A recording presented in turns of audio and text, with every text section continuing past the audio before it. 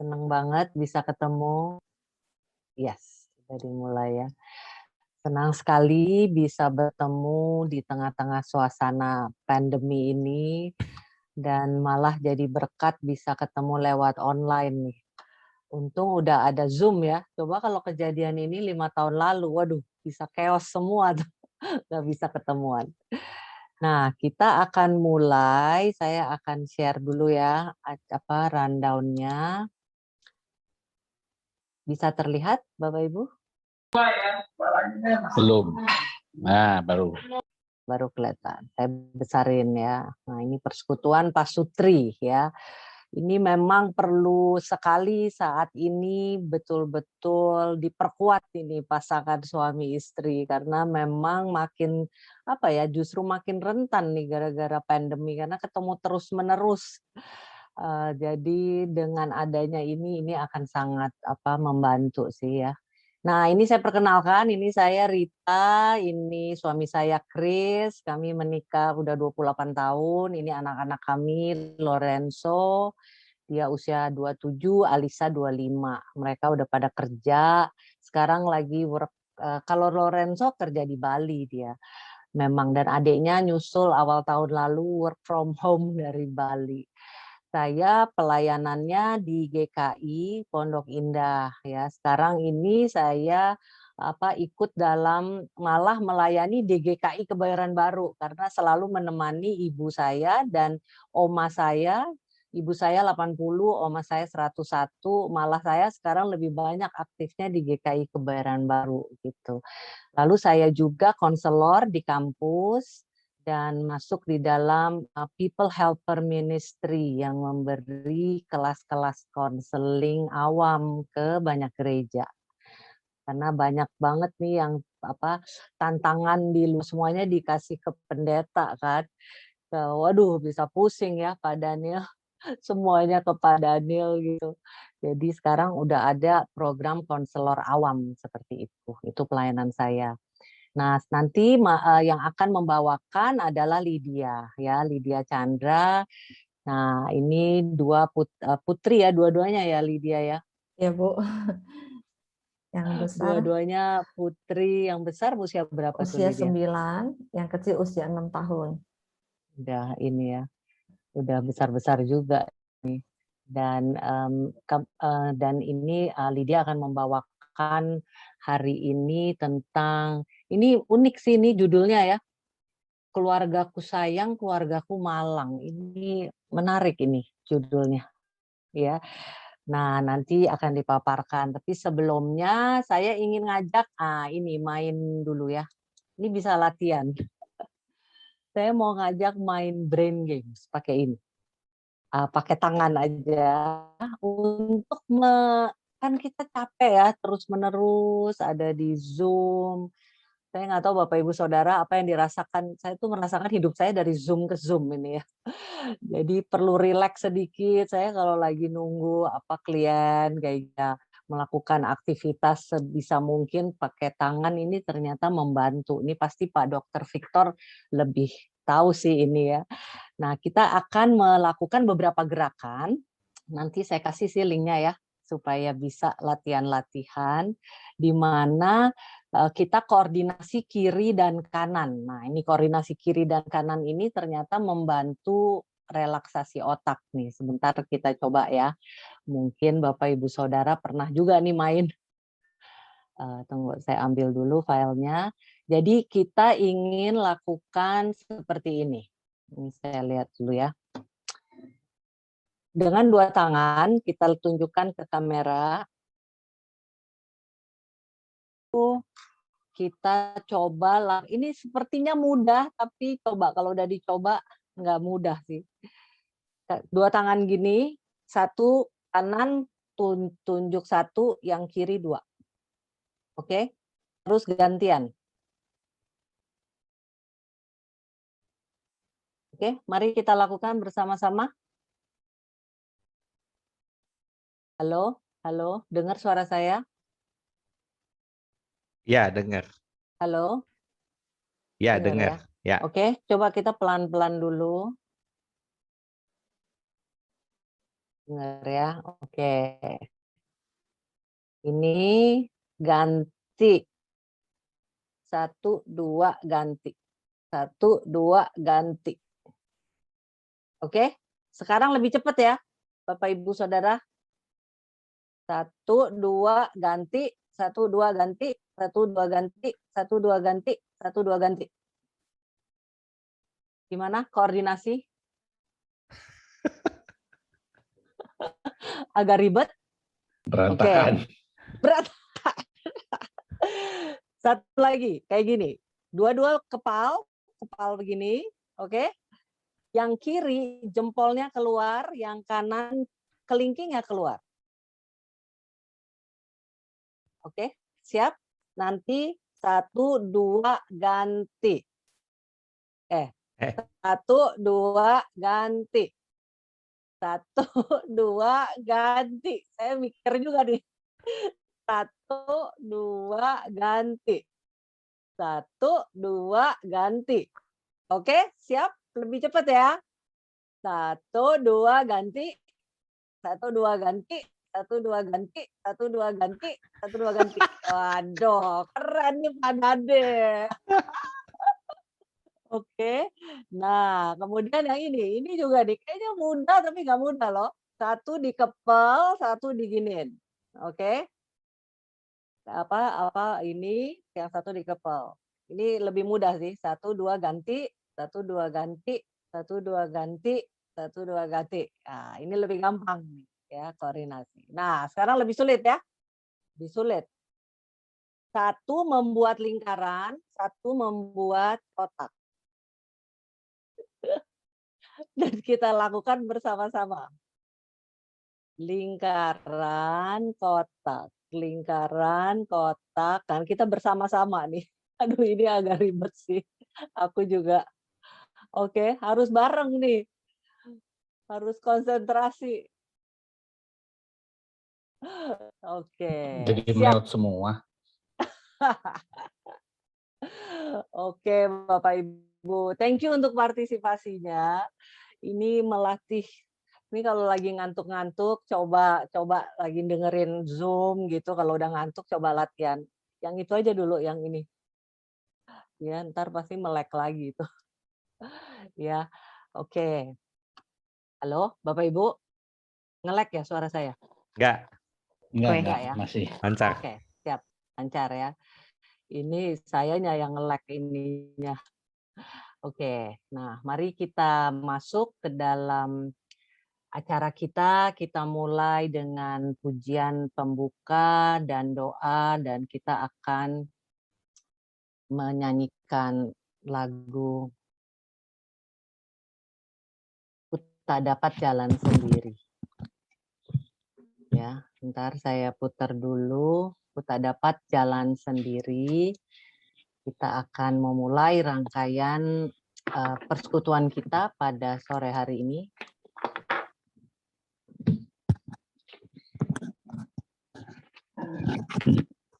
Saya buka dulu ya lagunya. Ya.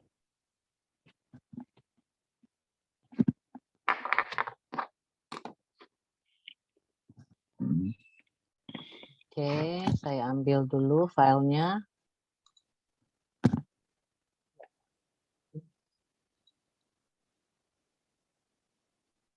Udah lihat slide-nya, Bapak Ibu? Belum. Maaf. Ya, ini. Mari kita nyanyikan bersama-sama, tapi di mute ya, Bapak Ibu Saudara. Kita nyanyikan bersama-sama.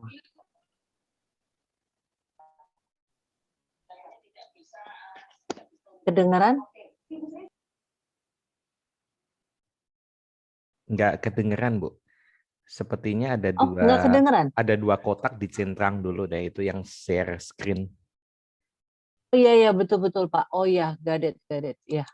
Maaf. Iya, share sound ini. Maaf, Pak. Ya, betul. Terima kasih, Pak. Iya.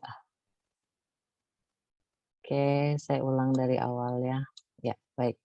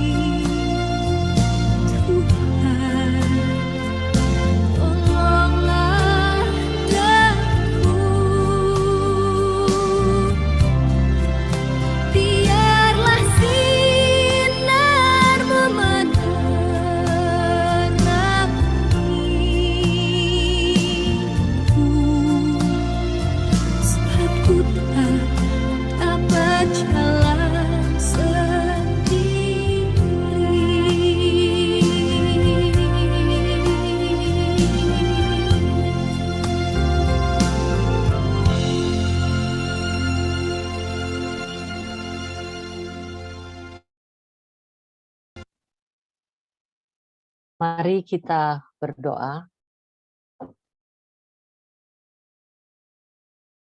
Kami datang Tuhan untuk kembali mengucap syukur kehadirat-Mu atas kasih setia dan atas pimpinan-Mu dalam hidup setiap dari kami.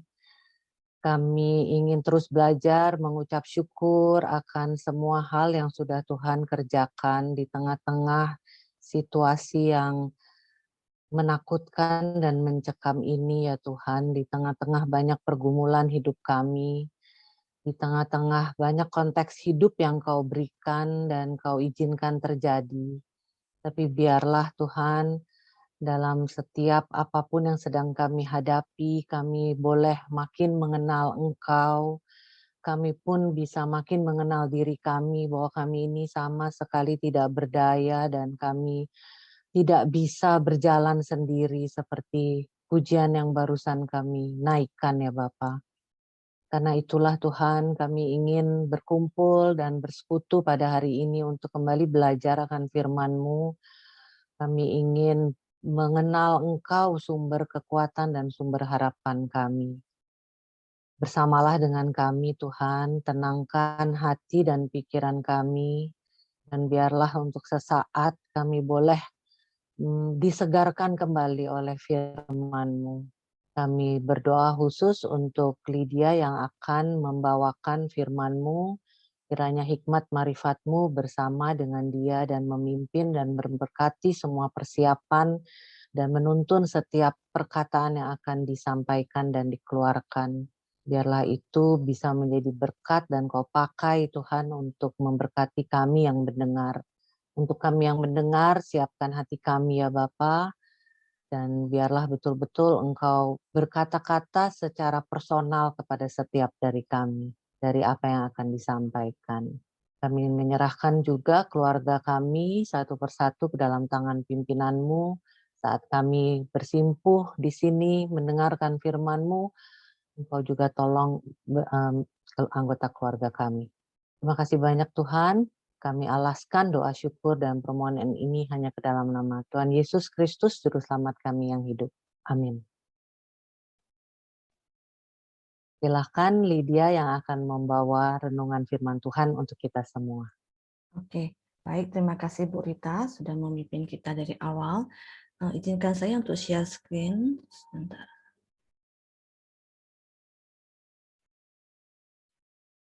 Oke, apakah screen saya sudah kelihatan? Sudah ya?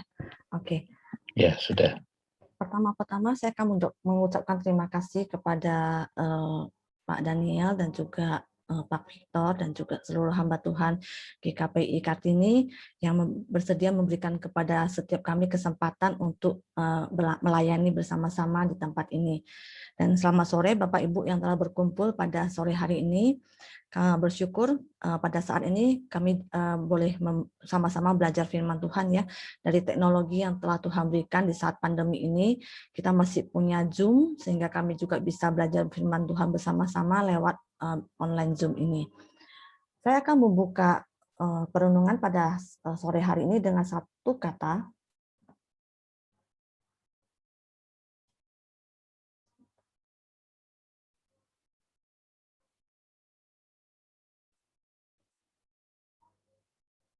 Dengan kata salah fokus. Istilah ini mungkin sudah tidak asing ya bagi kita semua yang kita biasa buka sosial media seperti Facebook, Instagram.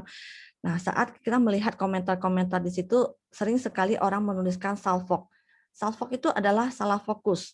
Jadi ketika seseorang memposting sebuah foto, lalu orang lain melihat foto tersebut dan dia tidak fokus pada objek yang diposting tersebut. Lalu dia akan berkomentar, wah saya salfok nih, gitu.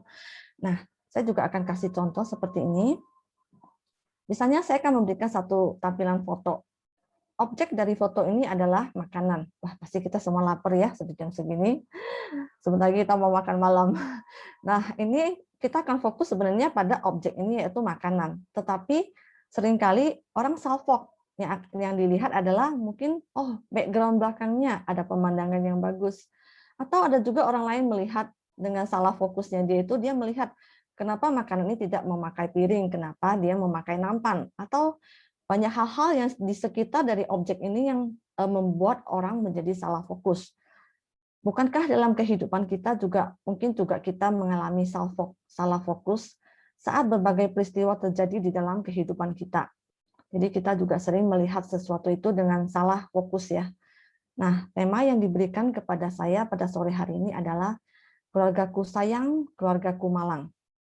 Mari kita melihat bersama-sama kondisi seperti apa yang dikategorikan menjadi keluargaku sayang, dan sampai pada titik atau pada keadaan seperti apa dikatakan keluarga itu adalah sebuah keluarga yang malang. Jika kita memakai kacamata dunia untuk melihat, maka kita akan berpikir bahwa keluargaku sayang itu kalau keluarganya itu berkecukupan atau alias kaya, punya pekerjaan yang stabil, atau juga punya usaha yang cenderung meningkat. Lalu kita juga berpikir, oh keluargaku sayang itu kalau misalnya suami istrinya harmonis, jarang sekali konflik, ya mesra-mesra aja. Lalu mereka juga punya anak-anak yang pinter, anak-anaknya sehat, dan juga anak-anak yang taat. Dan semuanya sehat dan juga semuanya berjalan dengan lancar. Kita akan berpikir bahwa keluargaku sayang adalah keluarga yang seperti demikian. Lalu bagaimana dengan keluargaku malang? Orang-orang juga akan berpikir keluargaku malang itu adalah keluarga yang kekurangan atau alias miskin. Misalnya usahanya macet, tidak ada pekerjaan atau mungkin baru di PHK, atau sekarang juga sudah menjadi pengangguran. Lalu kita juga melihat keluarga Kumalang itu ya keluarganya itu suami istrinya konflik terus, ribut terus, papa mama, orang tua anak ribut terus dalam satu keluarga sehingga rumah menjadi tidak lagi nyaman, rumah menjadi panas. Dan juga orang juga berpikir, oh keluarga Kumalang itu kalau anak-anaknya susah diatur, nggak bisa dikasih tahu, anak-anaknya tidak taat. Dan juga mungkin ada keluarga yang sakit-sakitan, dan juga mungkin semuanya berjalannya tidak lancar. Mungkin masih bisa kita tambahkan lagi dari list-list ini, tetapi ini adalah satu gambaran besar pandangan kita pada umumnya atas keluarga sayang dan keluarga malang. Lalu, apakah hal ini akan sama jika kita melihat dari kacamata iman sebagai orang percaya? Mari kita melihat sama-sama dari kehidupan seorang wanita yang ada di Perjanjian Lama, yaitu seorang janda di Sarfat. Kita tahu seorang wanita yang malang ini karena dia sudah tidak memiliki suami sehingga dia menjadi janda.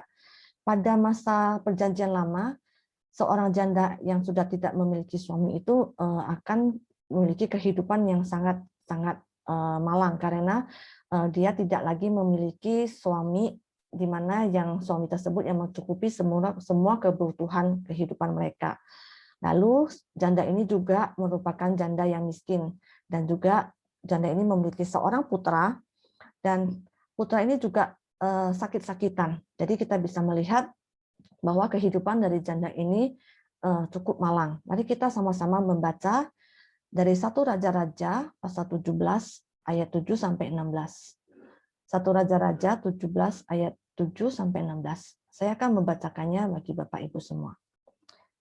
Tetapi sesudah beberapa waktu, sungai itu menjadi kering, sebab hujan tiada turun di negeri itu. Maka datanglah firman Tuhan kepada Elia.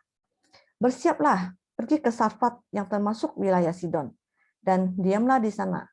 Ketahuilah, aku telah memerintahkan seorang janda untuk memberi engkau makan. Sesudah itu ia bersiap, lalu pergi ke Sarfat. Setelah ia sampai di pintu gerbang kota itu, tampaklah di sana seorang janda sedang mengumpulkan kayu api. Ia berseru kepada perempuan itu, katanya, "Cobalah, ambil bagiku sedikit air dalam kendi supaya aku minum." Ketika perempuan itu pergi mengambilnya, ia berseru lagi, "Cobalah, ambil juga bagiku sepotong roti." Perempuan itu menjawab, "Demi Tuhan Allahmu yang hidup, sesungguhnya tidak ada roti padaku sedikit pun, kecuali segenggam tepung dalam tempayan dan sedikit minyak dalam buli-buli. Dan sekarang aku sedang mengumpulkan 2-3 potong kayu api, kemudian aku mau pulang dan mengolahnya bagiku dan bagi anakku, dan setelah kami memakannya, maka kami akan mati." Tetapi Elia berkata kepadanya, "Jangan takut, pulanglah, buatlah seperti yang kau katakan, tetapi buatlah terlebih dahulu bagiku sepotong roti bundar kecil daripadanya, dan bawalah kepadaku. Kemudian barulah kau buat bagimu dan bagi anakmu. Sebab beginilah firman Tuhan Allah Israel, tepung dalam tempayan itu tidak akan habis, dan minyak dalam buli-buli itu pun tidak akan berkurang, sampai pada waktu Tuhan memberi hujan ke atas muka bumi." Lalu pergilah perempuan itu dan berbuat seperti yang dikatakan Nabi Elia. Maka perempuan itu dan dia serta anak perempuan itu mendapat makan beberapa waktu lamanya. Tepung dalam tempayan itu tidak habis, dan minyak dalam buli-buli itu tidak berkurang, seperti firman Tuhan yang diucapkannya dengan perantaraan Nabi Elia. Kita akan melihat sedikit gambaran singkat dari cerita ini. Cerita ini dimulai dari pemerintahan Raja Utara, yaitu Raja Ahab. Raja Ahab ini menikah dengan putri asing yang bernama Izebel. Nah, Raja Ahab dan juga putri Izebel ini memperkenalkan dan membawa bangsa Israel untuk menyembah dewa Baal. Selain itu, mereka juga mendirikan patung yang bernama patung Asyera. Nah, hal ini yang membuat Tuhan sangat marah. Lalu Tuhan mengutus Nabi Elia untuk menyampaikan nubuat tersebut kepada mereka. Nubuat ini adalah di mana negeri tersebut akan mengalami bencana kekeringan. Namun kita melihat Tuhan tidak menelantarkan nabinya, tidak menelantarkan anaknya, yaitu dia menyuruh Nabi Elia itu untuk pergi dan bersembunyi di tepi sungai Kerit di sebelah timur sungai Yordan. Di sana Nabi Elia mendapatkan air dari sungai Kerit. Nah, lalu Tuhan juga mengirimkan makanan melalui burung gagak. Nah, zaman dahulu tidak seperti sekarang, Bapak Ibu ya, kita masih punya Gojek untuk mengirimkan makanan kepada kita. Namun waktu zaman Tuhan Yesus itu tidak waktu zaman Nabi Eli itu tidak ada seperti itu. Jadi Tuhan memakai caranya Tuhan sendiri, yaitu memakai burung gagak untuk mengirimkan makanan kepada Nabi Elia. Namun kondisi seperti ini tidak bisa berlangsung lama karena musim kekeringan, Sungai Kerit juga akhirnya menjadi kering. Lalu Tuhan menyuruh Nabi Elia untuk pindah ke Sarfat. Sarfat itu masih termasuk dari wilayah Sidon. Nah, wilayah Sidon ini adalah daerah asal di mana Ratu Isabel itu berasal. Nah, berarti Allah menyuruh Nabi Elia itu pindah dan tinggal di daerah musuh. Nah, selain itu ya, yang lebih mengagetkan lagi adalah Tuhan memerintah seorang janda untuk memberi makan atau menjamu Elia. Mengapa demikian, Bapak Ibu? Karena kita lihat nantinya Tuhan akan melakukan sesuatu untuk Nabi Elia dan juga untuk keluarga dari janda yang malang ini.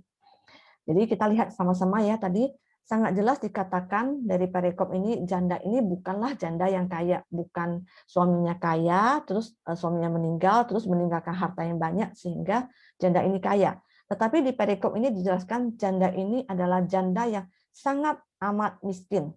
Sampai-sampai dia hanya memiliki 1 genggam tepung dan sedikit minyak untuk membuat roti. Itu juga roti yang terakhir yang dia bisa buat untuk dia dan juga untuk anaknya. Dan setelah dia makan roti terakhir itu, dia dan anaknya sudah bersiap-siap untuk mati karena mereka sudah tidak memiliki apa-apa lagi. Nah, jika kita berpikir kalau kita ada di posisi janda tersebut, pastilah kita akan mengutamakan anak kita terlebih dahulu. Mungkin kita akan memberikan semua yang terbaik untuk anak kita. Kalau misalnya kita punya makanan, kita pasti akan mendahulukan anak kita untuk makan dulu sampai anak kita kenyang, baru kita yang makan. Nah, dalam kondisi seperti ini kita melihat bahwasannya Nabi Elia itu adalah orang asing sebenarnya bagi janda yang di Sarfat ini, tetapi dia harus berbagi makanannya yang sangat amat sedikit itu kepada Nabi Elia. Ya, mungkin kita juga akan berpikir, ini apa Tuhan nggak salah memilih? Mengapa Tuhan memilih seorang janda? Kenapa Tuhan tidak memilih misalnya ada pejabat di negeri itu atau juga raja yang mungkin makanannya lebih banyak dan lebih berlimpah, yang lebih layak menjamu seorang nabi, seorang abdi Allah? Nah, kita melihat untuk makan aja, untuk dia dan anaknya aja sudah sangat kekurangan. Bagaimana dia harus berbagi lagi kepada Nabi Elia, yang notabene-nya adalah orang asing bagi dia. Dalam kondisi kekurangan seperti ini dan dalam waktu yang sangat amat singkat, janda ini harus membuat keputusan yang penting. Satu keputusan yang menyangkut hidup dia dan juga hidup anaknya. Lalu kita melihat, kalau kita melihat ada ujian iman yang sangat amat berat yang dihadapi oleh janda ini. Nah, yang lebih menarik lagi kita melihat apa yang menjadi keputusan dari janda tersebut. Kita bisa melihat dengan jelas di ayat 15a. Di sini dikatakan, lalu pergilah perempuan itu dan berbuat seperti yang dikatakan oleh Elia. Coba kita sama-sama berpikir ya Bapak Ibu, apa ya yang kira-kira mendorong janda ini sehingga dia berani sekali mengambil keputusan yang sangat penting ini. Mengambil keputusan yang menyangkut hidup dan matinya dia dan anaknya. Apakah mungkin janda ini memahami kalau janji Elia itu akan memberikan apa yang apabila dia membagikan apa yang dia miliki, maka Allah Israel akan mencukupi kebutuhannya dan juga kebutuhan anak-anaknya selama di masa kekeringan ini. Apakah janda ini memegang janjinya seperti itu dengan iman dia memegang janjinya? Kadangkala di saat kondisi yang tidak baik, di saat penderitaan, iman kita juga bisa kandas. Tetapi Tuhan selalu memakai caranya sendiri, caranya yang unik. Dia akan mengirimkan orang-orang yang lebih beriman untuk menguatkan dan mempengaruhi iman kita. Kita melihat Nabi Elia memiliki kepastian yang sangat kuat akan janji Allah, dan juga dia percaya akan kemampuan Allah untuk memenuhi janji tersebut. Iman dari Nabi Elia inilah yang mempengaruhi janda ini, sehingga janda yang sederhana ini, janda yang sangat kekurangan ini, menjadi janda yang taat melakukan apa yang Nabi Elia suruh, apa yang Nabi Elia perintahkan. Lalu kita melihat bahwa dalam kemalangan yang dialami janda Sarfat ini ternyata Tuhan tetap memelihara. Dikatakan di situ, ternyata tepung dalam tempayan itu tidak habis dan minyak dalam botol itu tidak berkurang, seperti firman Tuhan yang diucapkannya dengan perantaraan Nabi Elia. Ini menunjukkan dengan jelas bahwa Tuhan hadir di tengah-tengah keluarga yang malang. Namun Bapak Ibu, ternyata cerita tidak sampai berhenti di sini. Penderitaan juga bukan hanya satu kali saja, tetapi ada episode selanjutnya yang dialami oleh janda tersebut. Kita bisa lihat bersama-sama di ayat 17 sampai ayat 24. 1 Raja-Raja 17 ayat 17 sampai 24. Saya akan membacakannya. Sesudah itu anak dari perempuan pemilik rumah itu berarti anaknya janda Sarfat itu jatuh sakit. Dan sakitnya itu sangat keras sampai tidak ada nafas lagi. Berarti anaknya sudah dinyatakan meninggal. Kata perempuan itu kepada Nabi Elia, apakah maksudmu datang kemari, ya abdi Allah? Singgahkah engkau kepadaku untuk mengingatkan kesalahanku akan dan untuk menyebabkan anakku mati? Kata Nabi Elia kepadanya, berikanlah anakmu itu kepadaku. Elia langsung mengambil dari pangkuan perempuan itu dan membawanya naik ke kamarnya di atas dan membaringkan anak itu di tempat tidurnya. Sesudah itu ia berseru kepada Tuhan, katanya, ya Tuhan Allahku, apakah engkau menimpakan kemalangan ini atas janda ini juga, yang menerima aku sebagai penumpang dengan membunuh anaknya? Lalu ia membujurkan badannya di atas anak itu sebanyak 3 kali dan berseru kepada Tuhan, katanya, ya Tuhan Allahku, pulangkanlah kiranya nyawa anak ini ke dalam tubuhnya. Tuhan mendengarkan permintaan Elia itu, dan nyawa anak itu pun pulang ke dalam tubuhnya, sehingga ia hidup kembali. Lalu Elia mengambil anak itu, ia membawanya turun dari kamar atas ke dalam rumah, dan memberikannya kepada ibunya. Kata Nabi Elia kepada ibunya, ini anakmu, ia sudah hidup. Kemudian kata perempuan itu kepada Elia, sekarang aku tahu bahwa engkau abdi Allah dan firman Tuhan yang kau ucapkan itu adalah benar. Bapak Ibu, jika kita melihat kisah janda Sarfat ini dengan kacamata dunia, maka kita akan melihat betapa malang nasib dari keluarga janda ini. Kondisi yang sangat amat miskin, anak satu-satunya yang menjadi tumpuan harapan dia di masa depan, dan akhirnya meninggal karena sakit. Selain penderitaan yang kita lihat, ada hal yang menarik dari perikop tersebut yang dapat kita belajar bersama-sama, yaitu reaksi dari janda Sarfat dan juga reaksi dari Nabi Elia. Mari kita melihat sama-sama bagaimana reaksi dari janda dan bagaimana reaksi dari Nabi Elia. Reaksi dari janda itu adalah dengan marah. Dengan marah ia mengatakan, saya mengutipnya dari Alkitab terjemahan bahasa Indonesia masa kini yang menyatakan, hamba Allah, mengapa Bapak melakukan hal ini terhadap saya? Apakah Bapak datang untuk menyebabkan Allah ingat akan dosa saya sehingga anak saya harus meninggal? Janda ini berpikir bahwa dengan adanya Nabi Elia yang adalah abdi Allah yang tinggal di rumahnya, maka keluarganya itu akan terbebas dari masalah. Ia juga berpikir bahwa kematian dari anaknya itu adalah hukuman yang dia terima akibat kesalahannya atau akibat dosanya di masa lalu.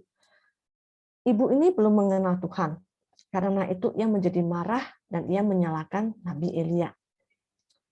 Kita tidak tahu bahwa kadang-kadang Tuhan itu mengizinkan ada kematian, ada sakit penyakit, mengalami kekurangan uang di dalam keluarga. Semua itu disebabkan karena memang dunia ini adalah dunia yang sudah berdosa. Namun di atas semua penderitaan yang kita alami, kita harus beriman bahwa Tuhan akan selalu menjaga dan memelihara setiap orang yang percaya dan bersandar kepadanya. Lalu kita juga melihat bagaimana dengan reaksi dari Nabi Elia. Apakah Nabi Elia juga membalas janda tersebut dengan perkataan yang kasar? Atau Nabi Elia juga membalas dengan marah karena perkataan janda tersebut? Mari kita lihat bersama-sama apa reaksi dari Nabi Elia. Reaksi Nabi Elia adalah dengan lembut. Dengan lembut Nabi Elia mengatakan, berikanlah anakmu itu kepadaku. Nabi Elia tidak membalas perkataan kasar dari ibu itu. Nabi Elia mengerti akan kesulitan dan kesedihan yang dialami oleh janda tersebut. Kesulitan dan kesedihan yang amat sangat dalam yang dialami oleh janda tersebut, sehingga janda tersebut bisa merespon dengan begitu marah dan begitu frustrasi. Nabi Elia juga memiliki kepercayaan penuh kepada Tuhan, maka dia membawa anak tersebut yang sudah meninggal itu ke atas kamarnya, lalu ia membaringkan anak tersebut di tempat tidur, lalu Nabi Elia berseru dengan nyaring di dalam doanya kepada Tuhan. Dan Nabi Elia juga menelungkupkan badannya di atas badan anak itu. Menelungkupkan badan ini merupakan satu simbol di mana ia merendahkan diri dan memohon dengan sangat di dalam doa kepada Tuhan. Lalu Tuhan berkenan mendengarkan doa Nabi Elia. Lalu kita melihat anak itu mulai bernafas dan anak itu hidup kembali. Lalu Nabi Elia membawa anak itu turun dan ia memberikannya kepada ibunya yang sedang menangis sambil berkata, "Ini anakmu, ia sudah hidup."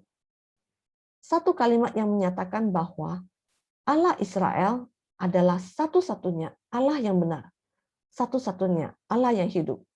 Dia adalah Allah yang maha kuasa, tetapi juga Allah yang penuh dengan belas kasihan. Tuhan berkenan membangkitkan semata-mata karena belas kasihannya yang tak terkira. Tuhan tahu bahwa hidup anak laki-laki ini sangat berarti bagi ibunya.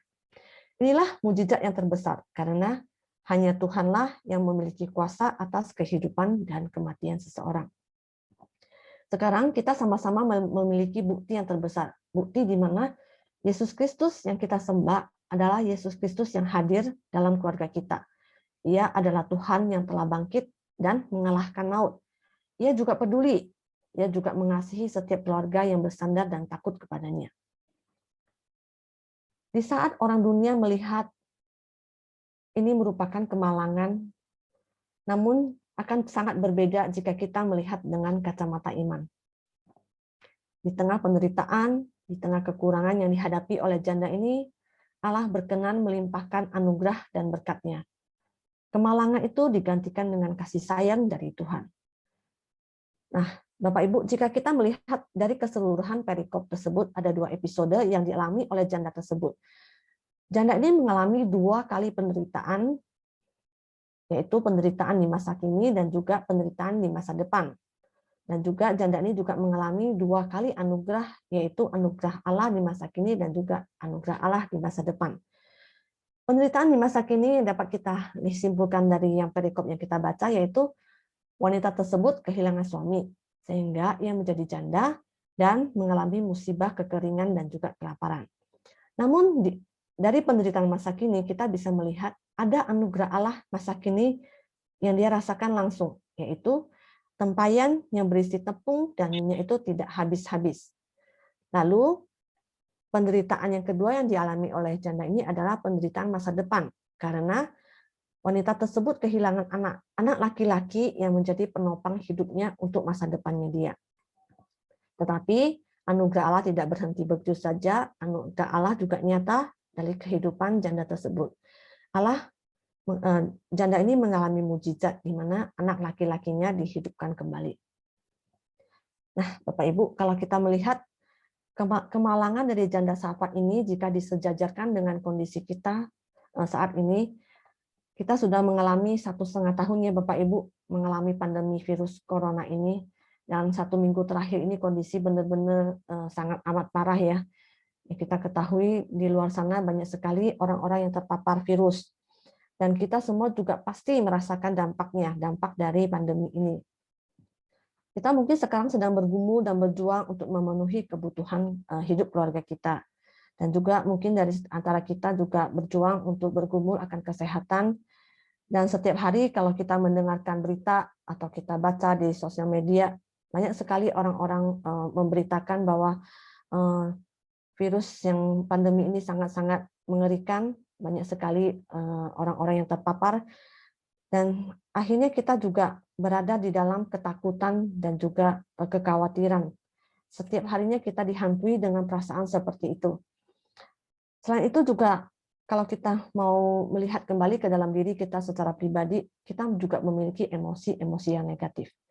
Di mana saat semua anggota keluarga berkumpul di rumah, semua beraktivitas di dalam rumah, orang tua bekerja dari rumah mungkin secara online atau work from home, dan juga anak-anak juga harus home learning dari rumah. Dan kita juga melihat bahwasannya karena terlalu intensitasnya terlalu tinggi di dalam rumah beraktivitas, maka akan terjadi gesekan-gesekan yang akan menimbulkan banyak konflik di dalam rumah. Baik itu konflik suami dan istri, dan juga dari orang tua dengan anak, dan juga banyak hal yang kita harus perjuangkan, sehingga membuat kita tuh menjadi orang yang tidak sabar, dan berujung pada marah-marah. Suasana di rumah menjadi tidak kondusif, menjadi panas. Rumah yang seharusnya menjadi tempat perteduhan sekarang menjadi tidak nyaman lagi. Suami mungkin pusing harus muter otak bagaimana bisa mendapatkan penghasilan. Nah, sebagai istri juga tidak kalah pusing, juga harus mengurus rumah, juga harus membantu suami menopang kebutuhan rumah tangga, dan juga yang paling memusingkan adalah menjadi guru bagi anak-anak, karena anak-anak belajar dari rumah. Jadi kita juga harus menemani anak-anak belajar. Dan sebagai anak juga pusing karena mereka harus belajar di rumah secara online, mereka banyak tugas yang harus dikerjakan, dan juga kondisinya terkungkung. Mereka tidak bisa kemana-mana, mereka tidak bisa keluar bermain bersama dengan temannya, tidak bisa keluar olahraga bersama dengan teman-temannya. Nah, itu juga membuat kondisi setiap orang di rumah itu memiliki emosi-emosi yang tidak stabil, dan kita melihat cenderung banyak yang berujung pada marah-marah. Jika kita melihat reaksi dari janda Safat itu, dia juga sama, dia juga melampiaskan emosi negatifnya saat anaknya meninggal. Ada perasaan sedih, ada perasaan frustrasi, dan juga ada perasaan bersalah karena ia berpikir bahwa anaknya meninggal itu karena dosa yang dia lakukan di masa lalu. Semua orang pasti akan mengalami penderitaan, karena kita semua masih hidup di dalam dunia yang rusak dan penuh dengan dosa. Kita semua harus menjalani kehidupan ini karena kita menanggung akibat dari dunia yang sudah berdosa ini. Lalu mukjizat yang dialami oleh janda Safat ini mengingatkan kita bagaimana kita memaknai penderitaan, kemalangan, dan juga kematian. Ketika kita sedang bersyukur, kita bisa mengalami berkat dari Tuhan dan pemeliharaan dari Tuhan, kita jangan langsung berpikir, oh kita sudah melewati hal-hal yang buruk, kita sudah melewati hal-hal yang sulit, maka mungkin kehidupan ke depan akan menjadi lebih mudah dan akan menjadi lebih aman. Mengapa demikian? Karena dikatakan dunia kita adalah dunia yang berdosa, dunia yang sudah tidak ideal lagi, dunia di mana dosa dan iblis itu terus bekerja menjatuhkan, menghancurkan setiap anak-anaknya, anak-anak Tuhan. Alam ciptaan Tuhan juga mengeluh di bawah kutukan dari dosa. Kita bisa lihat sama-sama di Roma pasal 8 ayat 22. Jadi selama kita masih berada di dunia ini, bisa saja kita mengalami penderitaan atau apa yang disebut dunia dengan kemalangan. Nah, namun di dalam penderitaan itu kita melihat bahwa Tuhan sedang mengerjakan sesuatu yang penting di dalam hidup kita. Dengan iman kita harus percaya bahwa di dalam kedaulatan Tuhan, pasti apa yang Tuhan kerjakan itu tidak akan gagal. Di saat kita merasakan kita adalah manusia yang paling menderita di dunia ini, dan saat kita merasakan bahwa keluarga kita adalah keluarga yang malang, mari kita sama-sama ingat kembali bahwa sebenarnya Kristuslah yang paling menderita di antara semua manusia. Kristus menanggung penderitaan sampai berdarah-darah dan mati di kayu salib demi kita semua. Jadi, di saat kita mengalami penderitaan, kita ingat kembali bahwa Kristus lebih menderita lagi. Dengan demikian, kita bisa melihat bahwa penderitaan yang kita alami ini tidaklah sebanding dengan penderitaan yang Kristus alami. Mari kita sama-sama belajar bagaimana Kristus di dalam penderitaannya, ia bersyukur dan berserah mengikuti semua kehendak dari Allah Bapa. Kristus juga mengampuni orang yang bersalah kepadanya, dan di atas kayu salib, ia juga tetap melimpahkan kasih-Nya kepada penjahat yang ada di sampingnya. Di saat kita mengalami penderitaan hidup, satu hal yang harus kita sadari bahwa kita tidak sendiri. Kita menghadapi penderitaan bersama-sama dengan Tuhan. Tuhan yang hadir menemani kita menghadapi semua kesulitan hidup ini bersama-sama dengan Tuhan. Lalu bagaimana dengan reaksi kita? Apakah kita akan tetap marah-marah kepada orang di sekitar kita? Ataukah kita bisa belajar untuk berkata-kata lembut dengan hati yang bersyukur kepada Tuhan? Dan kita juga belajar untuk mengerti dan mengampuni pasangan yang mungkin pasangan bersalah kepada kita. Dan kita juga sama-sama berjuang melimpahkan kasih kita kepada anak-anak dan juga kepada orang-orang yang ada di sekitar kita. Melalui kisah dari janda Sarfat ini, di dalam kondisi dia yang sangat sulit dan kekurangan, apa yang mau Tuhan ajarkan bagi kita semua? Apakah dalam penderitaan kita juga sama seperti janda itu? Kita komplain, kita marah-marah kepada Tuhan, dan juga kita melampiaskan semua emosi kita, kemarahan kita kepada orang-orang di sekitar kita, kepada orang-orang yang kita kasihi, kepada pasangan kita, kepada anak-anak kita. Mari kita sama-sama belajar dimana kita harus bersyukur. Kita bersyukur karena kita adalah keluarga Kristen. Kita bersyukur karena Tuhan hadir di dalam keluarga kita. Tuhan memberikan kasih karunia-Nya kepada kita sehingga kita bisa merasakan ada damai, ada sukacita yang kita rasakan karena Tuhan hadir di dalam kehidupan kita dan di dalam keluarga kita. Dengan demikian, dengan kesadaran demikian, maka kita tidak akan mudah melampiaskan emosi-emosi negatif kita, misalnya seperti marah-marah, bersungut-sungut, atau kesal kepada orang-orang di sekitar kita, karena kita sudah mendapatkan damai dan sukacita dari Tuhan. Lalu yang kedua, kita juga bisa sama-sama belajar, yaitu kita berbagi berkat kepada orang lain. Sama seperti janda Sarfat ini, dengan makanannya sangat sedikit, namun ia mau berbagi dengan Nabi Elia. Jujur, untuk hal ini saya juga masih banyak belajar, karena tidak gampang bagi kita di dalam kondisi yang sulit seperti ini, kita masih bisa berbagi. Mungkin kita masih lebih gampang jika kita berbagi kepada orang-orang yang kita kasihi, misalnya kepada keluarga kita. Tetapi bagaimana dengan orang lain yang kita tidak kenal, yang notabene-nya bukan saudara kita, bukan teman kita, dan juga bukan orang yang kita kenal? Apakah kita juga mau berbagi seperti janda Sarfat ini? Dalam kondisi yang tidak sulit, yang sulit ini, di mana kita juga sama-sama tahu pandemi ini membuat kita juga harus berjuang mencukupi kebutuhan kita, tetapi di satu sisi kita juga dituntut untuk berbagi kepada orang lain. Ini juga bukan hal yang gampang, ini juga merupakan PR bagi saya dan pergumulan bagi saya secara pribadi. Dan juga kita juga belajar sama-sama untuk merespon dengan lembut dan berdoa kepada Tuhan. Seperti Nabi Elia membalas komplain janda dengan lembut, dan ia juga berdoa kepada Tuhan. Saat menghadapi kondisi yang stres, frustrasi, kita juga tidak perlu berkata kasar, tetapi mari kita dengan lembut menguatkan pasangan kita, anak-anak kita, dan juga orang-orang di sekitar kita. Dan juga tidak lupa kita membawa pergumulan kita ke dalam doa, karena kita tahu Tuhan kita, Tuhan yang hadir, Tuhan yang hidup, dan Tuhan yang pasti mendengarkan doa anak-anaknya. Jadi kita jangan salfok lagi, jangan salah fokus lagi, melainkan sekarang kita meletakkan fokus kita kepada Tuhan. Dengan kacamata iman kita tahu sekarang, walaupun penderitaan nggak langsung hilang, langsung hilang lenyap, masalah juga tidak langsung hilang, tetapi kita akan menghadapinya dengan hati yang beriman kepada Tuhan. Kita akan melihat ada anugerah dan berkat di tengah-tengah penderitaan. Penderitaan dan kemalangan digantikan dengan kasih sayang dari Tuhan yang selalu cukup bagi kita setiap hari. Sebagai penutup, marilah kita sama-sama mengingat selalu bahwa Tuhan yang hadir di dalam rumah janda Sarfat ini adalah Tuhan yang sama. Dari dulu, sekarang, dan sampai selama-lamanya, Tuhan yang sama juga itu hadir di dalam keluarga kita. Maka keluargaku sayang tidak lagi menjadi keluarga malang, tetapi menjadi keluarga yang bahagia. Karena ada damai, ada kasih, dan ada sukacita dari Tuhan yang terus mengalir di dalam keluarga kita. Amin. Kiranya Tuhan yang terus memberkati kita semua.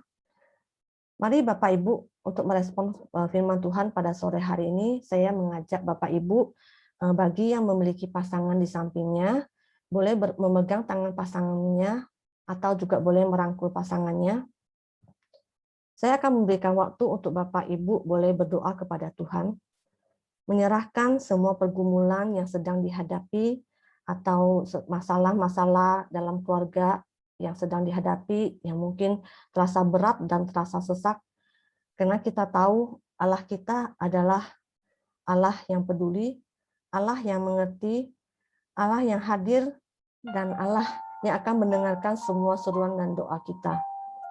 Mari Bapak Ibu, kita dengan rendah hati memohon kepada Tuhan. Tuhan akan mendengarkan semua pergumulan kita, semua masalah kita, semua seruan dan doa kita. Mari kita bersama-sama berdoa.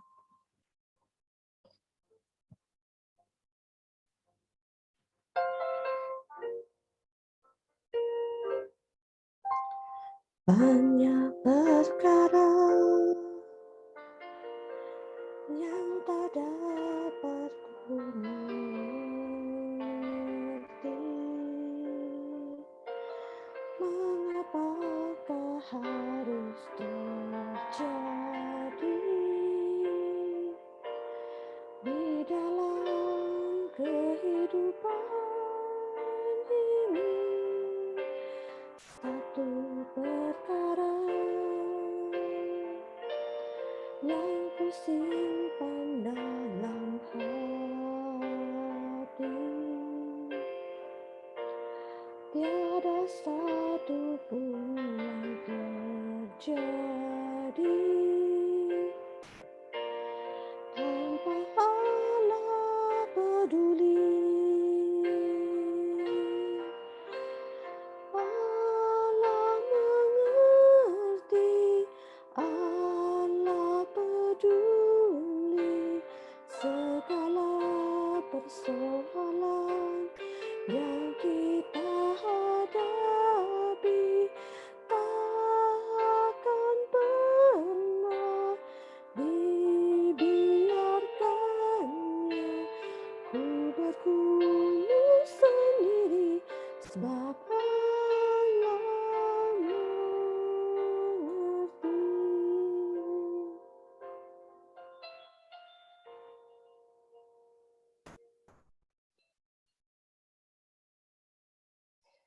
Bapa dalam surga, terima kasih Tuhan untuk pembelajaran firman Tuhan-Mu pada sore hari ini. Kami bisa melihat bahwasannya kehidupan dari seorang janda di Sarfat yang menurut kita kacamata dunia melihat begitu malang dan begitu menderita, tetapi Tuhan tetap beranugerah di tengah-tengah keluarga janda tersebut. Tuhan yang ada di keluarga janda Sarfat ini adalah Tuhan yang sama, Tuhan yang hadir di tengah-tengah keluarga kami. Tuhan telah mendengarkan semua pergumulan kami, semua persoalan hidup kami, semua masalah yang kami hadapi. Kami mengalami ketakutan Tuhan, kami mengalami kekhawatiran Tuhan setiap hari Tuhan. Tuhan tolong setiap kami Tuhan, setiap pasutri yang di sini Tuhan. Tuhan tolong Tuhan, karena kami tahu Tuhan, walaupun masalah tidak langsung hilang, penderitaan tidak langsung lenyap, tetapi Tuhan, kami percaya kami punya Tuhan yang hidup, Tuhan yang hadir, Tuhan yang tidak pernah meninggalkan kami, Tuhan yang terus bersama-sama dengan kami, berjalan bersama-sama dengan kami, menggandeng tangan kami di saat kami sudah tidak sanggup lagi melangkah. Tuhan ada di samping kami, menolong kami, menuntun kami. Tuhan, kami sangat bersyukur kami memiliki Tuhan yang hidup, Tuhan yang penuh kuasa, Tuhan yang penuh kasih, dan Tuhan yang peduli kepada setiap kami. Bapa dalam surga, hamba-Mu telah menyelesaikan perkataan firman Tuhan pada malam hari ini. Tetapi Tuhan, kami memohon Roh-Mu yang kudus, yang terus berkata-kata di dalam hati setiap pasutri yang mendengarkannya pada malam hari ini. Terima kasih Tuhan, kami tahu kami punya Tuhan yang hidup, kami punya Tuhan yang terus bersama-sama dengan kami tidak lagi takut menjalani kesulitan yang kami hadapi. Terima kasih Tuhan, terima kasih untuk semua yang boleh kami dengarkan, semua yang boleh kami pelajari bersama-sama, dan kesempatan yang Tuhan masih berikan kepada kami untuk terus mendengarkan firman-Mu. Terima kasih Tuhan, kami mau berserah dan berseru hanya kepada Engkau saja. Amin. Terima kasih Bapak Ibu. Tuhan memberkati kita semua. Amin. Oke, terima kasih Lydia sudah membawakan firman Tuhan di tengah-tengah semua mungkin penderitaan yang ada. Kita bisa belajar dari janda di Sarfat, di mana Tuhan pakai untuk menyatakan dirinya. Ada kesempatan disitulah yang akhirnya dia makin mengenal Tuhan ya. Dan semoga itu juga kita alami ya di tengah-tengah situasi yang sedang mencekam dan mungkin sulit saat ini. Oke, kita akan masuk ke dalam persembahan dan kita akan menyanyikan satu lagu sambil persembahan diberikan. Bentar, saya ambil dulu lagunya.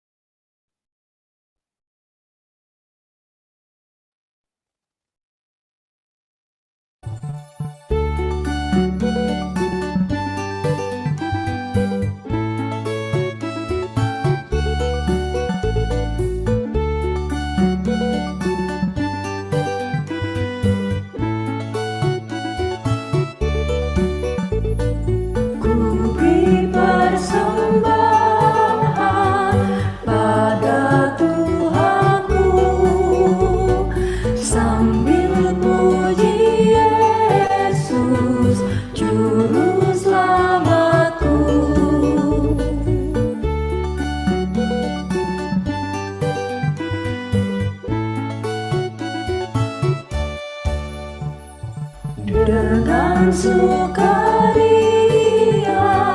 ku beri padamu dan merasa kaya dalam Tuhanku.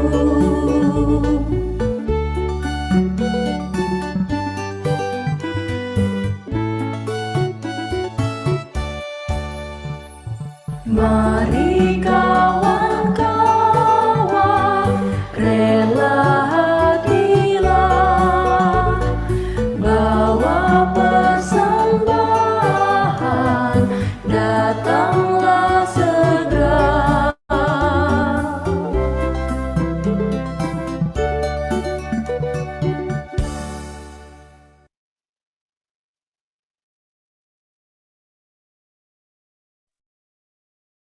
Mari kita bawa persembahan kita dalam doa.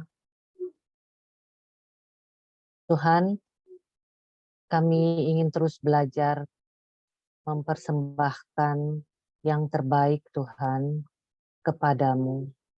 Pada saat ini kami ingin membawa persembahan yang sudah diberikan dan biarlah Engkau berikan hikmat dan marifat dan memberkati Tuhan akan persembahan yang ada dan memimpin akan para pendeta majelis yang akan mengelolanya ya Tuhan.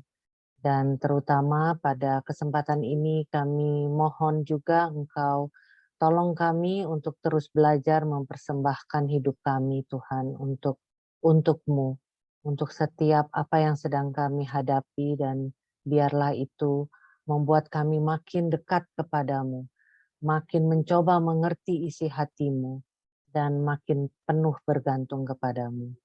Terima kasih ya Tuhan, terimalah persembahan ini, hanya di dalam nama Yesus Kristus kami berdoa. Amin. Oke, sebelum kita tutup, mungkin kalau ada yang mau ditanyakan, silahkan Bapak Ibu Saudara. Bu Rita, itu Ya. QR code untuk persembahannya belum di-share. Oh oke. Soalnya tadi saya nggak bisa share bareng dengan lagu ya. Oke, sorry. Ya, ya ini.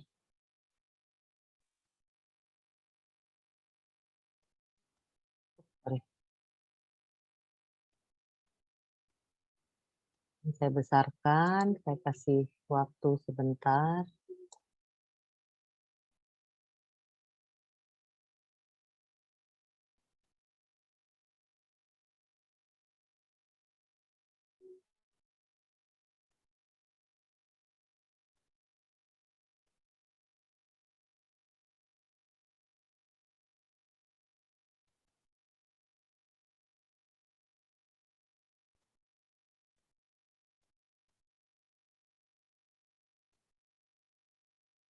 Oke, kita lanjutkan ke yang berikut adalah tanya jawab. Apakah ada yang mau bertanya atau memberi komentar atau sharing? Silakan Bapak Ibu Saudara.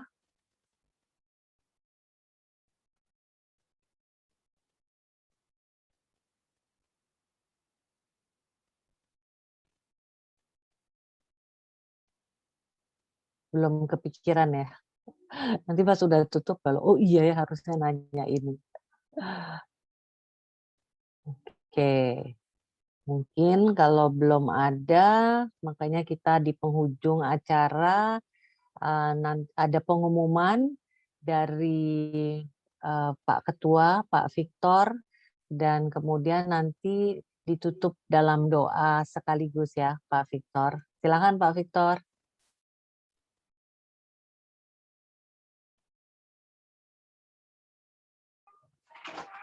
Terima kasih Ibu Rita, Ibu Lydia atas pembawaan firman Tuhan yang baik dan epik malam ini. Kita sangat diberkati dengan pemberitaan firman Tuhan. Malam ini kami juga mengucap syukur atas kehadiran beberapa teman yang udah lama nggak bergabung dengan kami di Zoom. Dengan Zoom ini kita dapat merangkul banyak orang, walaupun kita nggak secara langsung, tapi dengan ini kita semuanya percaya bahwa kita beribadah melalui Zoom adalah untuk kemuliaan Tuhan. Untuk bulan depan kita akan tetap Zoom juga dan akan dilakukan oleh tim yang sama, Ibu Rita sama Ibu Lydia juga, cuma diganti ya Bu ya, yang pembicaranya Ibu Rita, terus yang moderatornya Ibu Lydia, dengan topik yang cukup ada kedokterannya dikit tentang Pak Daniel bisa saya. Makasih Pak Daniel. Ini prefrontal cortex. Ini bahasa medis sekali ini. Kalau kita terjemahan ke bahasa awam itu artinya saraf-saraf di otak di bagian tepi daripada pinggir otaknya. Ini yang mempengaruhi pola pikir anak dan pandangan pornografi. Yang nanti diajarkan dan dibicarakan, di-sharing oleh Ibu Rita, Sabtu tanggal 24 Juli, pukul 17.30 juga, sampai selesai. Nah, nanti kita akan share, biasanya ya meeting ID sama passcode-nya udah tersedia, dan tinggal diklik aja untuk ikutin Zoom-nya. Untuk selanjutnya, saya minta Pak Daniel yang tutup kita dalam doa. Ya, lebih baik hamba Tuhan. Mari Silakan, Saudara, Pak Daniel. Ya, kita masuk dalam doa. Kami berterima kasih Tuhan untuk pimpinan-Mu. Meskipun sekali lagi secara manusia kami terbatas, kami tidak bertemu secara langsung, tetapi kami percaya Tuhan hadir di tengah-tengah kami. Terima kasih untuk Ibu Lydia Chandra yang sudah menyampaikan kebenaran firman-Mu. Meskipun tidak mudah kami lakukan, tapi dengan kekuatan dan anugerah Tuhan kami dimampukan untuk melakukan kebenaran firman-Mu. Terima kasih juga untuk Ibu Rita Matindas yang sudah menjadi WL, menuntun dan mengarahkan kami. Tuhan terus menolong kami. Terima kasih Tuhan untuk setiap yang hadir, meskipun kami dengan keterbatasan tidak bisa bertemu, tetapi bersyukur untuk 17 partisipan yang mengikuti bersama-sama webinar pada malam hari ini. Tuhan tolong kami, Tuhan mampukan kami. Pertemukan kami Tuhan, bulan yang akan datang 24 Juli dengan tema yang sangat menarik di tengah-tengah kemajuan teknologi, tantangan pornografi kepada anak-anak kami sangat besar sekali. Tapi kami percaya melalui webinar bulan depan kami diperkaya. Terlebih lagi kami mengarahkan bagaimana kami bergumul dan mendidik untuk anak-anak kami di dalam tantangan pornografi. Terima kasih Tuhan, bila kasih karunia dari Allah Bapa, damai sejahtera di dalam Tuhan Yesus, kekuatan, penghiburan di dalam Allah Roh Kudus menyertai kami sekalian, menyerahkan istirahat kami malam hari ini, Tuhan berikan pada kami istirahat yang nyenyak, sehingga esok pagi kami menyambut hari Sabat Tuhan dalam ibadah raya, menyambut akan kebaktian yang kami ikuti. Terima kasih Tuhan. Hanya di dalam nama Tuhan Yesus kami sudah berdoa. Amin. Amin. Terima kasih semuanya. Terima kasih Pak Daniel, terima Ya. kasih Pak Vito, terima Betul. kasih untuk semua Pak Sutri yang sudah mengikuti pada malam hari ini. Ya, terima kasih Terima kasih. Bu Terima kasih, Bu Lydia. Rita. Kesempatan Ya. pelayanannya. Sampai bulan depan ya. Ya, Itu pornografi itu jauh lebih berbahaya dari heroin loh Bapak Ibu Saudara. Jadi Ya. ajak semua yang punya anak remaja. Aduh mengerikan sekali. Anak-anak juga yang punya anak di SD diajak. Karena sekarang paparannya itu udah sampai anak SD. Ya. Kami baru ajak. baik. Nanti bulan depan saya share ya. Tuhan Baik. memberkati. Ya, Tuhan berkati. Ya. Baik, Tuhan Foto dulu memberkati. nanti. Oh iya foto dulu dong. Tadi itu ada 17 orang sih. Ini sebagian sudah pada live. Mau foto dulu seadanya. Seadanya aja nggak apa-apa. Seadanya boleh, ya, Pak. boleh ya. Ya baik. Ya. Tadi ada 17 orang sih. Ya betul tadi saya lihat. Oke, boleh tolong sebagian buka open kamera ya. sebentar. Pak Daniel yang foto apa saya Pak? Gak apa-apa, boleh saya share. Terima Ya. kasih. Bu Shirley.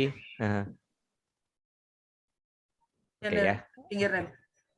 2, 3. Oke, Terima kasih. terima kasih ya. Makasih ya, Bu Rita, Bu Lydia. Ya, makasih Pak. Tuhan berkati. Semua rekan-rekan, Tuhan berkati ya. Terima Sampai kasih, jumpa Ibu bulan Rita, depan. Ibu Rudia. Sama-sama. Ya. Oh ya, Ibu Rita, nanti saya undang untuk ikut rapat dengan pengurus, kita mau koordinasi untuk bulan depan seperti itu. Silakan Pak. Ya. Nah, nanti saya dapat nomor WA dari Bu Lydia mungkin ya. Ya, Boleh, nanti boleh, saya boleh. share ke Pak Daniel ya, nomor Ya. WA-nya Bu Rita ya, Ya, biar bisa baik. kontak langsung. Oke. Biasanya Oke. kita minggu pertama di awal bulan sih. Nanti akan Ya. kabarin. Ya, baik Pak. Ya. Nanti Terima kontak-kontak ya Pak Daniel. Oke. Ya, Baik, terima terima kasih. kasih. Terima Terima kasih. kasih. Kami pamit ya Pak. Bye-bye. Ya, Yuk, mari. terima kasih. Terima kasih Ya. semua.